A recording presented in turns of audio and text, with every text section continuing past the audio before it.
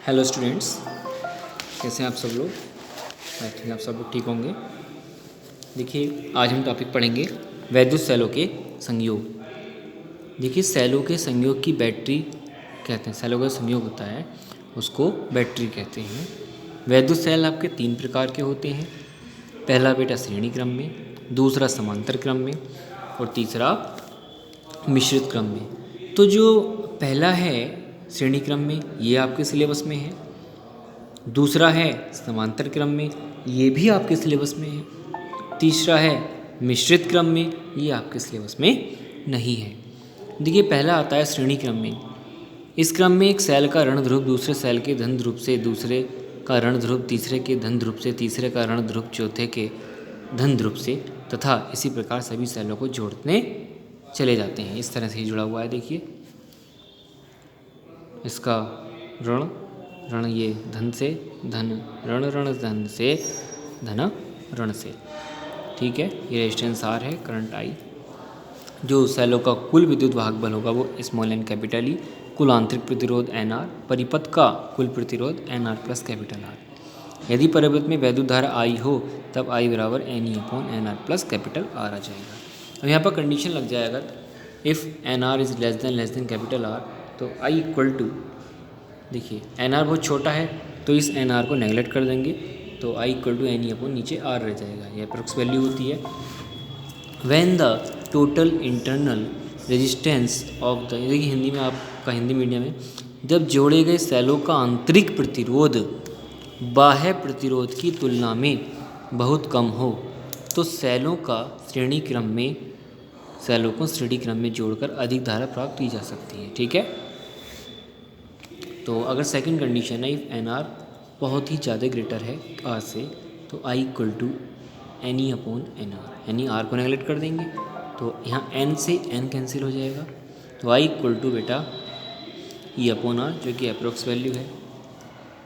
ठीक, यदि जोड़े गए सेलों का आंतरिक प्रतिरोध बाह्य प्रतिरोध से बहुत अधिक है तो सेलों में लगभग उतनी ही धारा प्राप्त होगी जितनी एक सेल से। अतः ऐसे सेलों की श्रेणी क्रम में जोड़ने से कोई लाभ नहीं है। अगर हम समांतर क्रम में बात करें, माना कि एन सेलें समांतर क्रम में जुड़ी हैं जिनमें प्रत्येक का विद्युत वाहक बल ई है तथा आंतरिक प्रतिरोध स्मॉल आर है, और एन सेलों की यह बैटरी बाह्य प्रतिरोध आर से जुड़ी है। क्योंकि सेलें समांतर क्रम से जुड़ी हैं अतः पूरी बैटरी का विद्युत वाहक बल भी ई ही होगा। ठीक है बेटा, देखिए इसका ये डायग्राम है, इसे अच्छे से बना लेंगे सावधानी से। सभी स्टूडेंट्स सावधानी पूर्वक इस डायग्राम को बनाएंगे। ये रेजिस्टेंस आर है, की लगी हुई है। देखिए, यदि सेलों का तुल्य प्रतिरोध R1 हो तो 1/R1 equal to 1/R plus 1/R plus and so on plus n पदों तक 1/R1 इक्वल टू, ये टोटल n पदों तक है तो ऊपर n अपॉन आर जितने होंगे ऊपर टोटल नंबर ऑफ आ जाएंगे। तो चेंज कर दें, उल्टा कर तो R1 equal to R upon n आ गया। परिपथ का कुल प्रतिरोध R upon n plus capital are.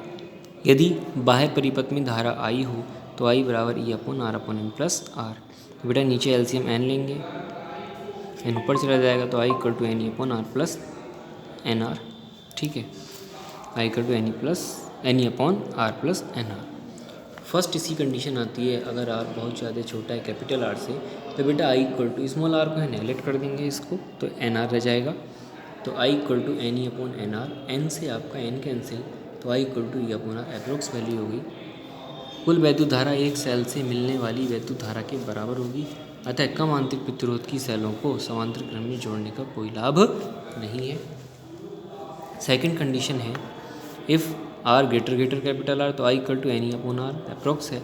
जब सेलों का आंतरिक प्रतिरोध बाह्य प्रतिरोध की तुलना में बहुत बड़ा हो तब उन्हें समांतर क्रम में जोड़ना चाहिए। अब देखिए बेटा, तीसरा जो है मिश्रित क्रम में, ये आपके सिलेबस में नहीं है तो it is not in syllabus. आपको श्रेणी क्रम याद रखना है, इसका समांतर क्रम।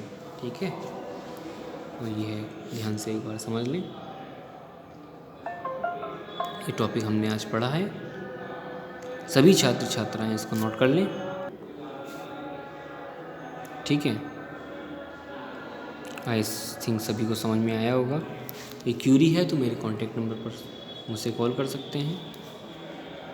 सभी स्टूडेंट मेरा मैथ का channel math study with Manish sir, उसको सब्सक्राइब कर लें। ठीक है,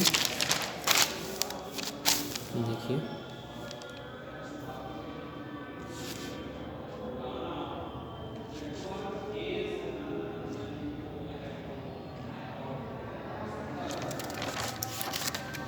ओके स्टूडेंट्स, मिलते हैं क्लास में।